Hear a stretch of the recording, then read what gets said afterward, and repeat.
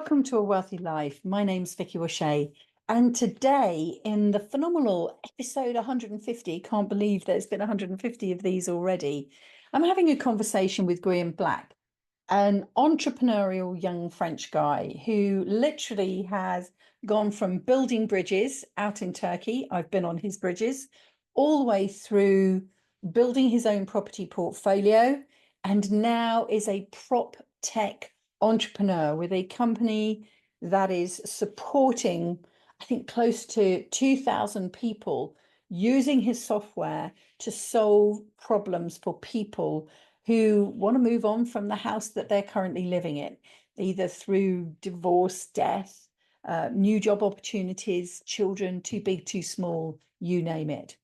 This is a really inspiring and interesting conversation. So I recommend you have a listen and find out how Guillaume went from building bridges to being a prop tech entrepreneur. Hello, I am joined by Guillaume Black today. He is a baby-faced, sorry Guillaume, but you are a baby-faced property investor, but more importantly, a prop tech entrepreneur, and we'll be talking about all these bits.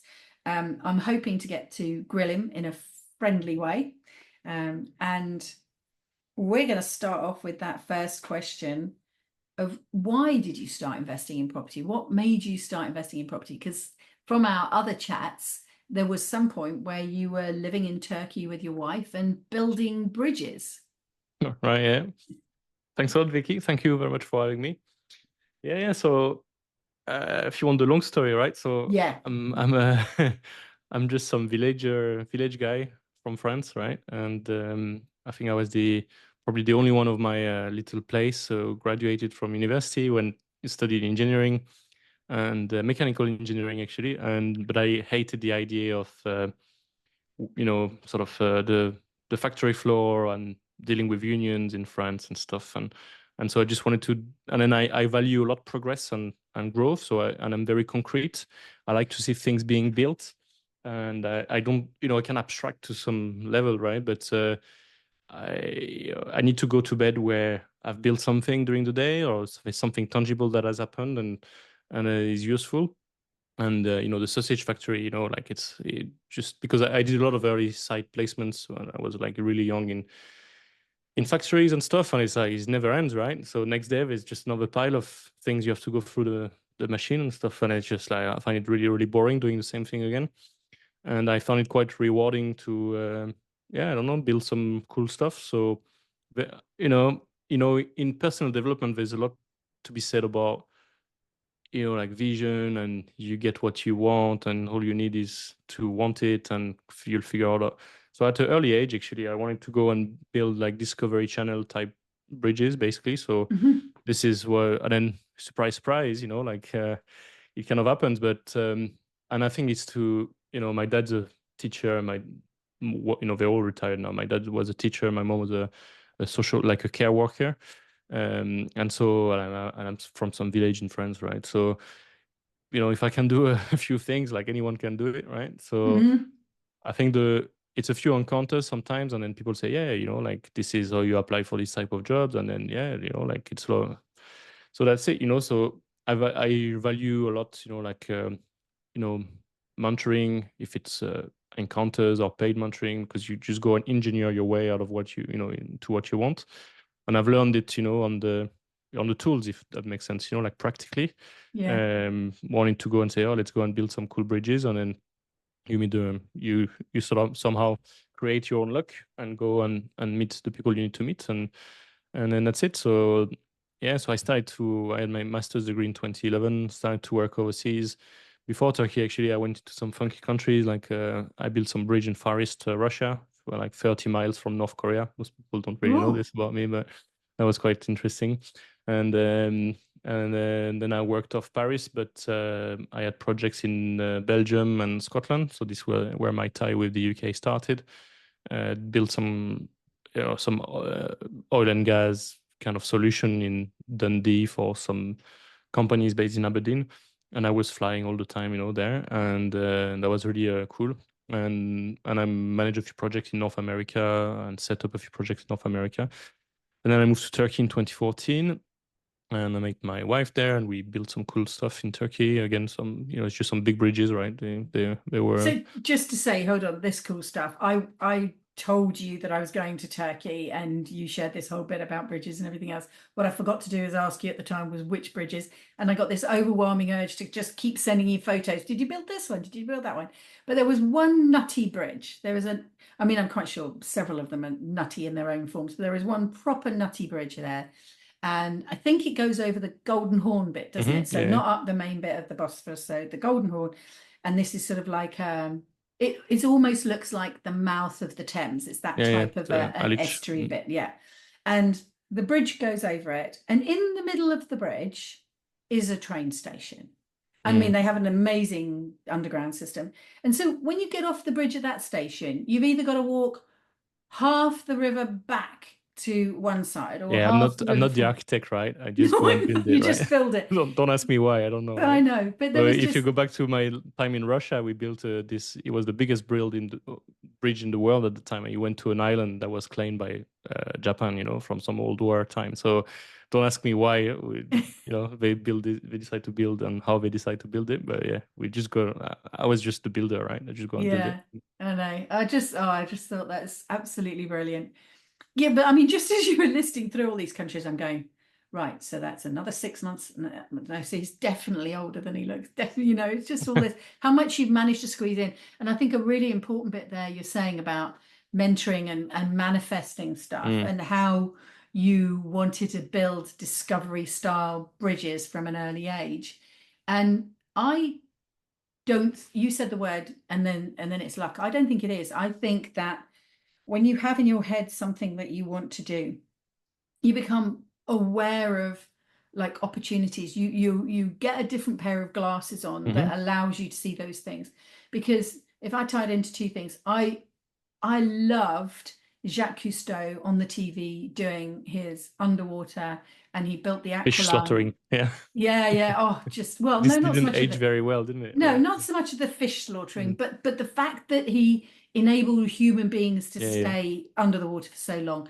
And I'd always loved snorkeling on the top of the goggles. And then when I found that you could do this thing with an aqualung, that was it. And so I then happened to notice in my local swimming pool that they ran a class, and I went to the class, and from the class I joined the club, and from the club I then became a qualified scuba diver, and I've dived all over the world. And it all started because I got a different pair of glasses on that then showed me these opportunities. And it was the same with property. In the early stages, I knew property was a good idea, but I didn't have any words, and I'm so old they hadn't invented Google. I didn't have any peer group to ask, and I didn't have the language to ask the questions to find the peer group at the time. And then when I got the glasses, boom, that was it. And now 20 years in the business. Where's the transition from you've got the glasses on, you've gone out, you've built the bridges, to starting, let's do just at the beginning, the starting of your portfolio? Yeah. So I was an expat like this for a good 10 years. Where was it? No, not 10 years. So I think a proper expat for like 5-6 years. And what this means is you're working, 15 days in a row, 15-hour days. You don't really spend anything because you're working all the time. And then you don't pay tax and stuff, which is great. And I always, because I'm a concrete type person, I always like tangible things. And I started to invest in property in France 2013. And but I did it all the wrong way, right? So just like an idiot. And because in France, and then there's a lot of reason why it works a lot better here. So I moved in this country in 2016, continued to work for the same company, different branch. By the time I quit my sort of engineer career, I worked for 10 years for the same group of companies in 8 different countries, and I've moved home like 14 times. And I think the main driver for that was that in 2017, 18, so a year and a half into being in the UK, I realized that okay, I have to do some things with these pounds. I'm getting paid in pounds now, and and it was worth nothing at the time. Like I moved here 2 months before the Brexit vote, right? So I come here and I'm a millionaire, right? Because it's like £1 buys you 1.4 euro, and then 3 months later it's like 1.09, right? So all of a sudden I'm not shifting that many euros, that Yeah. many, So and then I never, because I moved around quite a lot, at the time. I never thought I'll stay long, and then I ended up staying, because I quite liked here. And then and also I liked the way you can do business here. So I had to learn all of this. So as I said, I'm from some village, and my parents would probably qualify as working people, right? Uh, and so and in France, you don't have you don't have friends whom parents have got corner shops. No one's a contractor, or self-employed. It just doesn't exist. Yeah, like some tradespeople. That's probably the most entrepreneurial people you'll meet. Uh, and then so it's not in my veins, right? So yeah, I had to learn and grow into all of that. Property certainly helped me with that. So what I realized is I was growing just I had a very fast career, and I always managed to get what I wanted, and then like for the same reasons, and because you perform, you deliver, you do what you said you were going to do, and then to a point where you don't want the boss's job anymore. It's like, oh wow, this is shit. Seem like a little bit more money, but a lot more stress, and I'm traveling a lot. Like I'm never so. And because I was working in quite a niche industry, I was like just digging a hole for myself, and I got really, really like physically upset from the whole situation. So it was like just I was really unhappy. So I spent a good 9 years inside cabins, basically. So like literally building stuff, building teams that were going to build things, and very outcome driven, and very like common sense driven. Like I'm probably the worst engineer you'll meet, but I can deliver on a vision, and get people buying on a vision to go and build this crazy big thing, and to deadlines nobody believes is possible, right? So that was what I was doing. And then they ran out of big projects to give me in the UK, so they asked me to go and fix their estimating and sales department in the main office in Telford.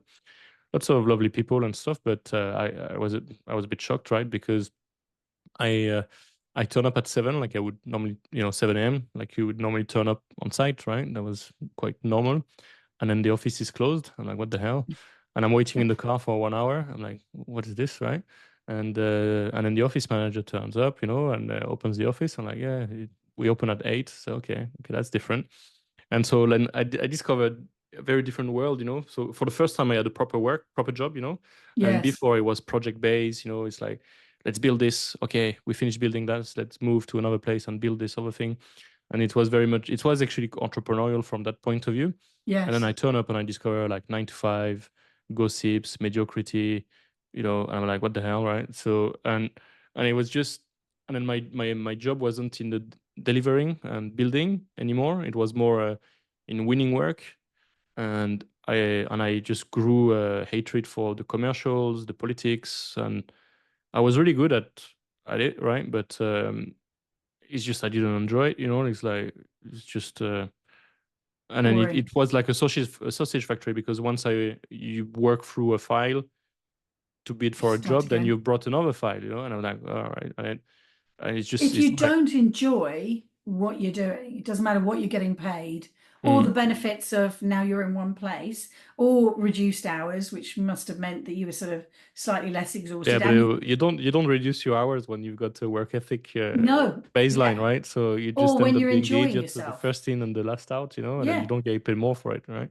no, totally, totally. I know the same from when I was in education. When I was in education, I literally went every year. I started a new contract, even though I was doing exactly the same thing I did the year before. It's just the way they did it. And Right. and I just was there all the time, and I worked so hard, and I know that I delivered for my clients because my students, I still bump into my students every so often, and I bumped into a couple of them in the property world as well, and they still remember me, and with the blonde curly hair and everything, and people will shout out at me from across, like we've been at a concert once and someone shouted at me, and then it turns out it was one of the students. So I know that I must have had an impact on people's lives. But when I changed from that, from going to the contracts, because what I always thought I wanted was the stability, because as a young mum, I needed the stability of an income. And then I got offered a job, but the job was less student facing and more office facing. Oh my God, it was so dull. It took all the joy out of being with people. You know, that my sort of entrepreneurialism or creativity was I've got 30, 40 to 400 students in the class, and I know what I want to deliver, but I don't know whether they're going to play the game or not. And it was always that, are you going to work with me, or are we going to we're going to have to fight the knowledge into you today? And you've got the same thing with your engineering. That's your creativity. And are all the bits of metal and concrete going to go in the right way, and all the team going to pull in the right direction, or is the whole thing going to collapse today? So when you then, as you say, that sausage factory, that 9 to 5, I just knew that that was never going to work for me. So what tripped you into property? So one is I've done it in France before Right. because Okay, so before you came here, yeah. yeah, because that I rather than stocks and shares and stuff, I always like the idea of something concrete and tangible. And then moving here, so within a couple of years of living here and then looking at my pounds, and you work, you don't do nothing, you save, and then thinking, I used to do all of these things in France, right? So I need to find a solution. And then what do you look at? Property. And then actually I had the haha moment, because it's like, this is actually incredible what you can do in this country. So interest only mortgages, you don't Yeah. have this in France, right? The ability to refinance and raise debts against with an asset as a security, you can't really do that in France. So you can buy back your debt and move around, one lender to another, but you can't raise more debt, right? So the whole idea of buy, refurb, refinance, and recycling one pot of cash is just you can't do it square.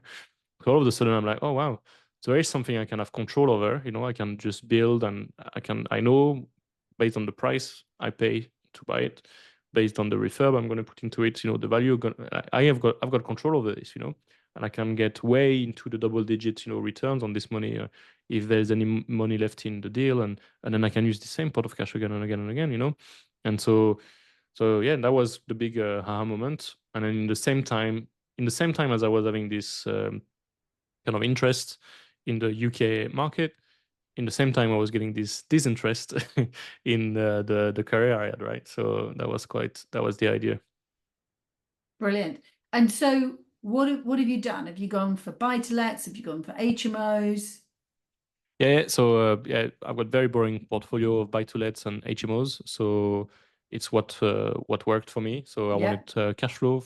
So I got the buy-to-lets initially because of I needed the landlord experience for the Yeah. finance on the HMOs, and then the HMOs are what's been like basically the cash flow, and then doubled into SA a little bit, mainly to take advantage of the Commonwealth Games in Birmingham at some point. But other than that, yeah, just sticking with what works. HMOs, and just bought more buy-to-lets and flats and things like that. Yeah. Yeah, I definitely think. I mean, you said boring buy-to-lets, but I actually think there's nothing wrong with boring if boring Yeah, boring is keeps. no headache, right? Yeah, exactly. Keeps you, gives you the money that you need and allows you to have the time to do what you want. That's, if that's boring, give me boring any day, because Yeah. I know I can have fun with the time that this boring money gives me. So that's good. So then just slightly over your shoulders, the banner of Property Filter. And we're going to talk about that when we do an interview for my community, A Wealthy Life. But just the link. So we've gone from, I've got you now, control, yes, tick one of my words, concrete, tangible, building, creative, but still an engineer. You haven't mentioned anything techie there, obviously, although you're young. Then you've got the French property experience that's brought over and converted into the English property experience. How did you get into the tech? Yeah, it's just by necessity. So, because it's just the way you look at the world as an engineer is you want to fix everything. And then the property didn't work for me to start with, right? So you buy the books, you go to the seminars, and you move from this uninformed optimism down the ditch of the informed pessimism. This is where you start telling yourself things like, well, nothing works, like nothing stacks around here. There's no deals out there. And you think the whole thing is a scam, the whole thing is a lie, It's like, what the hell, all these people are doing what they say they're doing.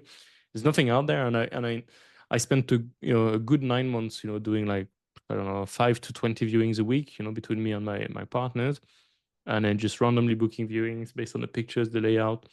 You turn up at properties and no one wants to do a deal. And you're like, no one's accepting the offer. And you're like, this doesn't work, right? And then because definition of insanity is doing the same thing over and over again, right? So Yeah. and expecting different results. And so if okay, what are the truth? Like if I want to put a bit of science into this, like what are the underlying truth behind all of this? Like the axioms we can start to build on top of. And the first thing was really that no one I knew at that time was successful, and then still to that day, has been successful in property without building the skill and the ability to find really good deals.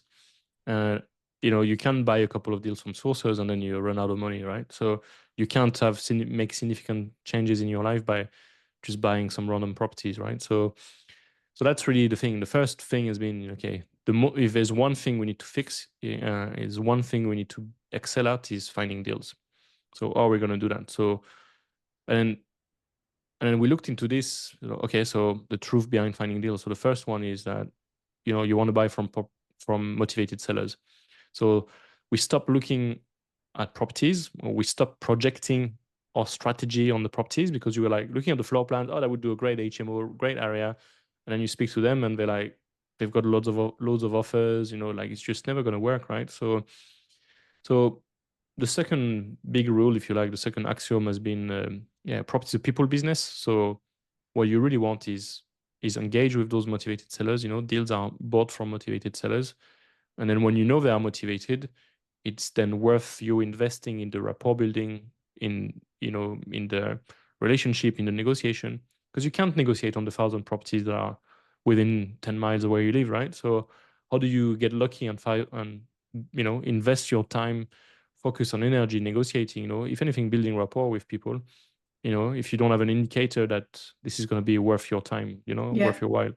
Yeah. And so this was the idea. And then once you find the good leads, the good motivated seller leads, then the deals were in the follow-up, right? So if property is a people's business in terms of finding motivated sellers, it certainly is a numbers game in terms of you need a pipeline of deals. Most of them will fall through, if you really want to buy the life-changing ones, right? So these were like the big ideas, the big ideas. And when we created Property Filter, it was just for ourselves. So it didn't have a name, I remember I was the opposite of an entrepreneur at the time, and so it was called like Le Software, and it was just for me a way to filter down and qualify the viewings worth doing, in my area. So it started, and then we did quite well. Started to get some awards and recognition in the property space, and then other people were like, "Oh, you've grown super fast, So what's the secret?" And at the beginning, just to illustrate how how shit of an entrepreneur I was like, well, build your own, mate. Like, why are you asking me, right? So this is not like I'm not selling my secret, right? And then we gave it away to like a half a dozen of our property friends. You join some groups and Yeah. you're part of some community, mastermind and groups and stuff like that. We just gave it away to our nearest friends, and they started to do quite well. And then they started to ask us, "Oh, could you build this? Could you add that?" And we're like, "Okay." Then we had to grow into the demand of this, because we'll pay you if you do this. It's okay. So is that our business are created, right? It's just Yes. we were just There's a figuring it out. demand. And so fast forward a few years now, there's almost 1,700 members using it up and down the country. I've got a team of 40, and it's like I'm struggling Wow. to. It's like dungle of the rocket, So Yes. so yeah, it's been really, really rewarding. And now because we had to grow, and I said at the start I value growth and things like that. So this has been a really incredible, let's say journey, to be part of, and it's demanded of me to grow into the demand of the situation quite a bit and all the people around me, which has been really, really exciting. And but what excites me the most is the results our members are getting, and I've now grown really addicted to the impact we have. So we're not just sitting on £1 million opportunity we can build ourselves, in terms of our own portfolio, but all of a sudden it's 1,700 times £1 million, or and then it's going to grow more. It's growing months on months hugely. So we attract all the savvy, serious, and active investors, and yeah, they're doing really, really well on the platform, and it's very rewarding to see. Brilliant. And this is just really in 5-6 years from when you started it for yourself to what it Yeah, is now. yeah, that's right. Yeah, 5 years. Yeah, something like But that. I know that in the year since I met you, because I met you, I think it Yeah, was a summer year and a half, last year. a year and a half ago. Yeah. Yeah, when we were at the Property Educators Summit. Um, that what you had then is already sort of almost like not a beta version, but version 1, and you're up to version Yeah, we're 3 or like 4 or which whatever. there's I a don't new even know what version every numbers. month, right? It's Yeah, growing. yeah, So and yeah, we're not some guys in the garages anymore, right? So no, I've got some proper developers in the UK. It's a proper enterprise setup in terms of the system, the architecture. If you want all the geeky stuff behind it, it's proper big business serious. And then yeah, we served and we make all of this tech available to the normal people investors, like the working people investors, to that's going to be our ride phrase from now on, isn't yeah, it? to write Working people. a bit of a something in the news. Yeah, so we don't have a product for like enterprise or banks and funds and stuff. It's very much for me the vision is to make property investing accessible to everyone, because I've Yeah, seen what the goods it's done to my life, and I know the goods it can do to most people's life, right? And I really want to level up the whole industry. So just make success a lot more predictable for anyone on the course. So if you go and shop around for a course, I would recommend ask if they have property filter as part of the curriculum. It's and you can see that a lot the success rate people have on the course is just a lot bigger, right? So yeah, definitely. Well, that's one of the things that I wanted to speak to you about, because after this we're gonna do an interview for my community, as I said Mhm. to you, and there's a couple of bits that were synergies there. So I've always thought that the most important strategy, well, or technique, let's say, rather than strategy, because the strategy is why you want to, the most important technique that you can have, or skill that you can have as a property investor, is the ability to source property. And that's effectively what your filter is doing. It's filtering out what won't work and allowing you to source and to focus in on what does Yeah, work. yeah. And that for me has always been really interested. And I remember like a million years ago when I did my training, that this idea of the motivated or distressed investor.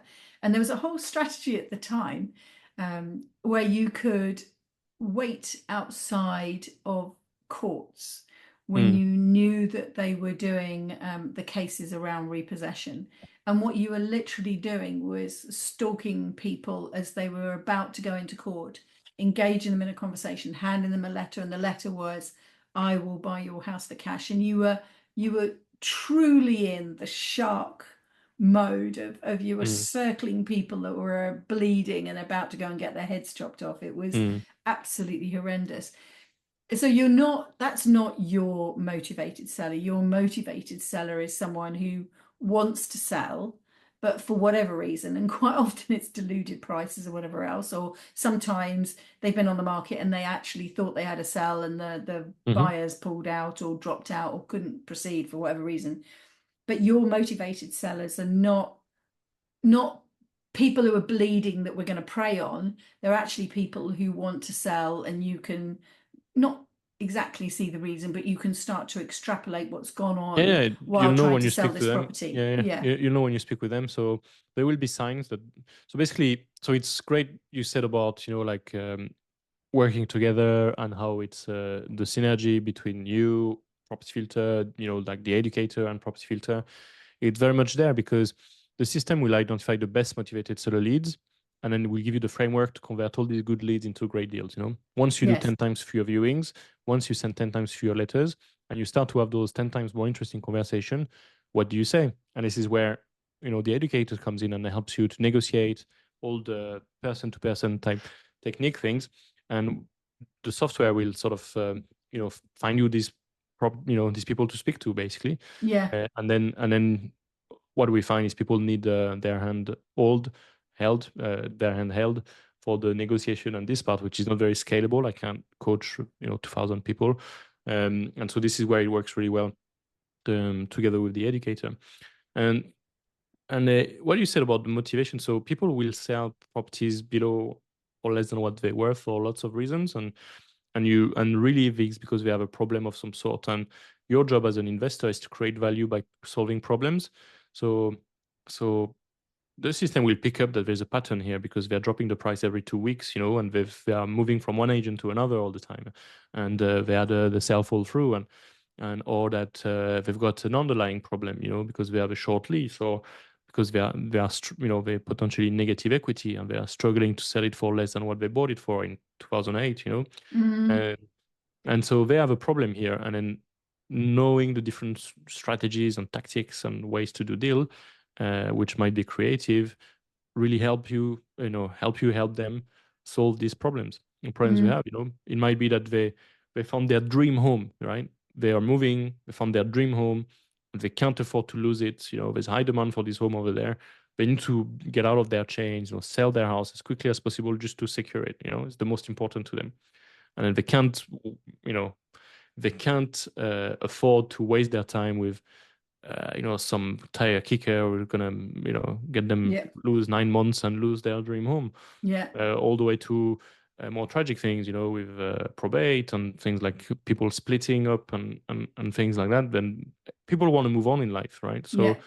So and it's very stressful to sell one's property, and the way you can help people is you get paid basically by removing all of this stress, and there's hundreds of reasons why people want certainty. There's hundreds of reasons why people want speed, or both of them. So Yeah. that's Now, just to clarify, Property Filter as a piece of software doesn't tell you that this person's getting divorced or that's No. specifically probate. That's the bit that comes through the rapport building and the Yeah, that's right. Yeah. conversations that you can have. And then the other thing is that you're not specifically cutting out estate agents. No.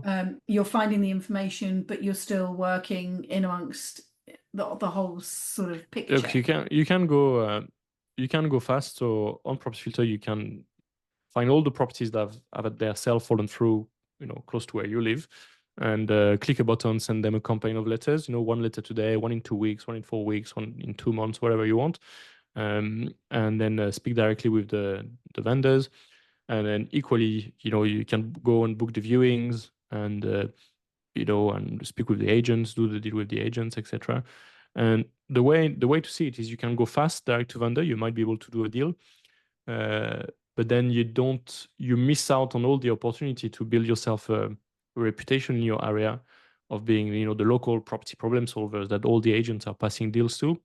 And the same way property income compounds, relationship compounds. You Yes. work with an agent once or twice, and all of a sudden you're their best mates. Yeah. And they just send you loads and loads of really good quality deals, and all of a sudden you got loads of people working for you. Right? Yeah. So because that's the multiplication. I mean, I've got the same thing where I literally only in the last 12 months have been focusing in on 2 new agents that I didn't used to use before, because the one that I've got, the contact had left and I feel they've gone downhill. So I picked 2 new agents, and now I literally pick up the phone, and it does help. You've got a bit of a different name, whereas if you pick up the phone and you're John Smith, it's harder. But with Guillaume and Vicky Boucher, I pick up the phone, it's Vicky Boucher, and they go, "Oh, hello." They know me. They recognize my name, and sometimes I get emails straight from them.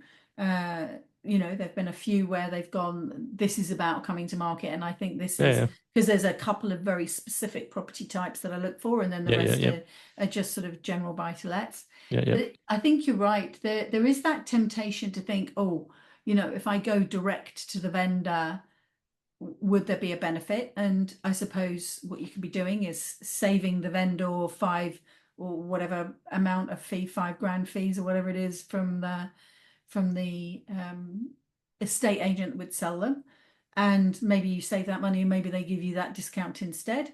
But as you say, you're not, you're then only working one to one. Mm.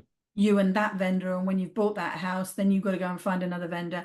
There is that advantage of working with the estate agent, but the point is, it's up to you, and everybody operates in a different way. Every business owner will have their own both moral compass, both goals, both personality traits, like you said, concrete, tangible, controllable. You know, some of the people, those things might not matter to them, and they'll operate in a different way to you, or to me for that matter. And So say, you know, I think what's interesting with where we've got to now is because we've got this community of like 1,700 members doing deals up and down the country, and they are a member because they are here to do deals, right? So we have a lot of insights on what works and what people do, and not because we don't really know from the data, but we have very short feedback loop with a live chat and lots of calls we run with our members and interviews and things like that. And then even though what we find is the ones who do really well is even though they might go direct to vendor to make sure their message comes across and they can do a deal, they will go and make it good with the make the agent to purchase make through sure. the agent. Oh, Yeah, absolutely. and Yeah. then the agent remembers you. They always remember you for that. And so, oh yeah, I saw the sign. I knocked on the door. I had a conversation. We done a deal, right? So they don't know they received 6 letters from you, but you know, they don't have to know, right? And Mm. but then you come back to them and they're like, okay, great, you know, like, and then As you long ask as them they get like, their commission, it doesn't matter, yeah, does that's it? right. And then you say, okay, we got anything else, you know, we got anything else coming up that looks like this, and yeah, I bet you they'll think of you because and then you want to drive. It's just from a positioning. You want to drive this, you know, like take the initiative in this. And say, you ring the agent, say, oh, my name is Guillaume. You know, I was speaking with your vendor at that property. We agreed a deal, and I just wanted to make sure this is all run past you for memorandum of sales and things like that. So this is what Mm. was said. Here are the details of my solicitors, and let's get moving. You know. Yeah. No, I absolutely agree with you. I mean, I've got one at the moment where I'm actually bizarrely working with the tenant to try and get the deal over, because the landlord is such a bad Yeah. landlord that they've been repossessed, which is a perfect Oh, okay. example. But going through the corporate just wants to sell it, but I'm not prepared to buy it unless I've got my answers from the tenant. Mm, So, or about the tenancy. So we're actually, you know, I've done the knock on the door thing, and I mm. can see his number just Yeah, there for it's the a people call. I'm business, like, right? So people totally. think the data is going to solve all their problems. So it's not, right? So No, so yeah, people tell me, oh, definitely. Guillaume, you know, I can't find deals that stack. I say, yeah, nothing stacks, mate. You know, surprise, surprise. You know, the problem is we've been taught, you know, by Amazon and the tech companies where you go online, you click on the button, you add to the card, and then it's delivered to you. You know, you check out, it's delivered to your Yeah. front door next day, and the price is the price, and you got it immediately. And then like it's not how property works. So it's called an asking price for a reason. You know, it's not called Yes. like the dead set price to Yes. complete. Like Yes. it's an asking price, so bloody ignore the asking price. And Yeah. people are just scrolling through these things and like, oh, it doesn't stack, doesn't stack. Yeah, nothing will stack. So the secret is identify, because you can't go and speak to everyone, is to identify the ones that are worth speaking with, you know, those vendors that are worth speaking with, because you'll see the patterns. And then when you speak to them, they'll tell you the problems they have, you know, two ears, one mouth, you know, it's like, oh, you know, I hear what you say, I hear what you say. And you know, like let me see if I can help you, let me see if I can help you. And then you work with them, and then Vicky will teach you how to basically get them to lower their price, lower their price, lower their price until it stacks, you know. And it's a Mm. process. It takes weeks and months of negotiation, and then you back the, you know, like the life-changing deals, you know. So that's really is how it works. So I wish you were around in 2008 when I started doing it for myself. Off yeah. So instead of people, you building know, like so bridges. people wish, you know, people wish they had started before. People wish they had things before, and it's just it's different. It was different, right? So at the Yeah, time it there was was different then. there were different ways of doing it, different ways of having an advantage, you know. And now there's different ways of having an advantage, you know. Yeah. You know, when ninety And percent of what's on the market is a waste of time, yeah, you know, you want to use the basically the tools that you've tools got. that can help you find the needles in the haystack of the deals that are out there. So yeah. Yeah, definitely. And I think probably the one advantage I had is that I could buy houses for 50,000 up north that are now worth 150,000, and I bought flats in London for 150,000 that are Yeah, now stop worth rubbing it in. Yeah. 450,000. So yeah, but I mean, you know, that's the thing, isn't it? That's how it worked for me when I started, but in a Yeah, but more Did it feel costly. expensive, Vicky? Did it feel expensive at the time? Was it a lot of money? Was it a lot of money? No, some of the early ones weren't a lot of money, but then when the prices started creeping up, you're Yeah, going, but I mean, whoa. like, was the price, right? Oh yeah, definitely the Yeah. price was So, the price. But also don't forget for me that everybody's saying, oh, the interest rates are high now. That's what I started at. I mm, started at 5% yeah, interest yeah, yeah. rates. And so you had to make the maths work. But I think that one of the things that it says in here is you keep saying, how did you phrase it? Something about you can sort of like see the history of this property that's currently on the market. You can Mm, see the signs and everything else.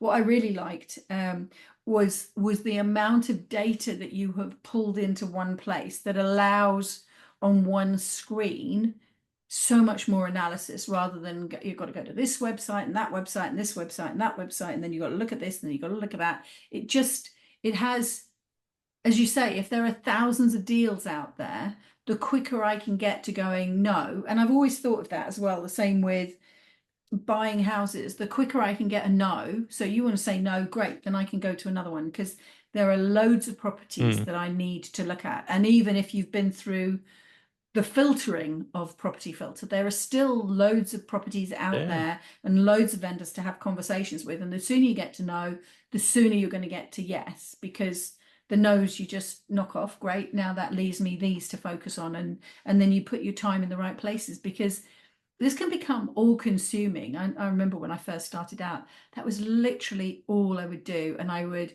view as many as 20 properties in 2 days.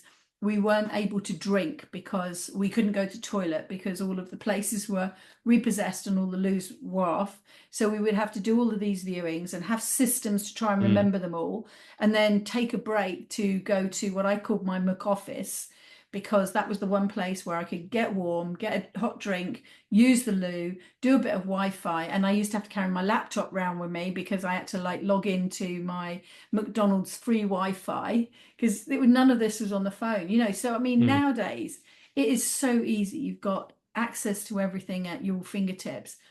But now with property filter, to be able to filter that information through, that's great. I love the fact. So just, I suppose to just, because obviously we wandered off down a little line there about going on about how great property filter is, but what I really wanted to do was understand like your thinking and the systems here.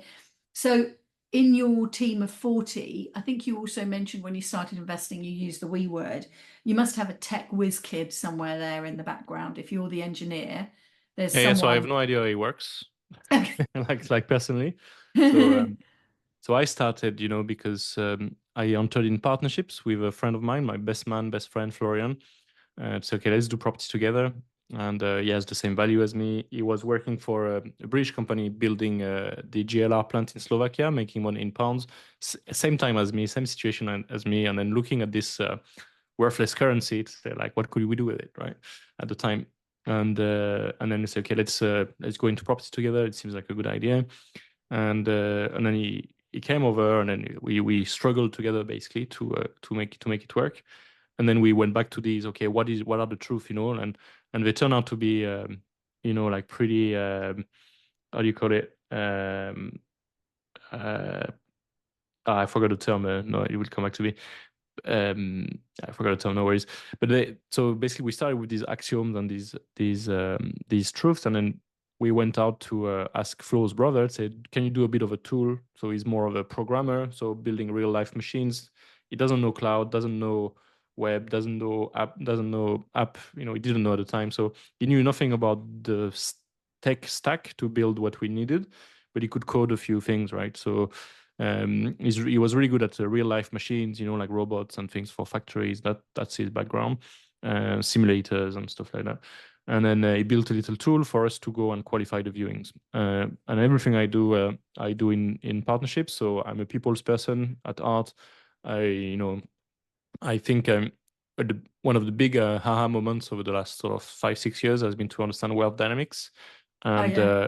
understanding myself and the dynamics of working with other people and things like that. And then all of a sudden, I can just focus on being you, talking with you on the podcast, while my team is coding, right? Mm. I wouldn't, they can't come and have a conversation with a, can you imagine it's recorded? It's going to be on the internet, right? So and I'm much more in flow, having a friendly conversation with, and valuable conversation with you. And then they are much more valuable to go and code and do what they are really good at. So as soon as you understand what you are really good at, and you can partner or build a team of people who've got similar values, same work ethics, and I've got complementary skills and getting flow in the stuff you get in pain, then you do really well. So. Ah, great. That's great. I mean, I love listening to your story. I still think, I keep thinking back to, so he must have been buying houses when he was 12 No. in order to get to, I know. I'm only playing with you.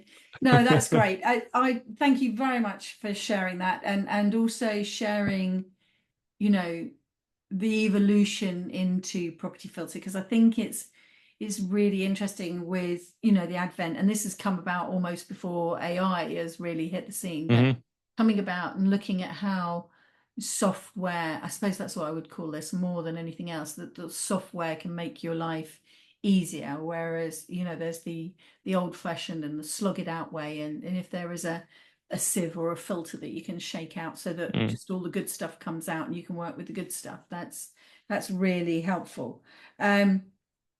Let's have another conversation, and maybe you can take me through the details of how to use property filter, and we'll stick that over in the community for anybody that's interested there. But what I'll do for everybody else who's listening is I will stick all the details about property filter and how they can get in touch with you if they want to, straight into the show notes after this, and I'll let you know when this is coming out so that you can share it with others as well. Thank you for your time, Guillaume. You're most welcome. Always a pleasure speaking with you. Yeah, you too. All right. Well, we'll chat again shortly. In the meantime, this has been Guillaume Black from Property Filter, sharing how, if you like, the personality traits that he's got has taken him from being an engineer to a property investor, and then on to a property tech entrepreneur, even if he didn't realize it until a bit late. Thank you, Guillaume. Thank you very much. That was a fascinating conversation for me. I love hearing people's journeys. There's always slight differences, but then you can pick up on what are the key things, what drives people to just step out of having an ordinary job, although I don't think building bridges is an ordinary job, but from having a job to then being in a position where you're responsible for making your own money. And eventually, as Guillaume's done, you're now responsible for the livelihood of your team. So a very fascinating conversation. I think you'll agree. There are links to Guillaume's software. He's very kindly given me the opportunity to share this with you. So check out the links if you want to go and take your journey into property that one step further by using Property Filter. And of course, make sure that you join a Wealthy Life community to hear the exclusive interview that I have with him, where he really takes us through one-to-one how to use this software, which I think is absolutely phenomenal. We've been using it, and I definitely recommend it to you too. All the best, and speak to you next week.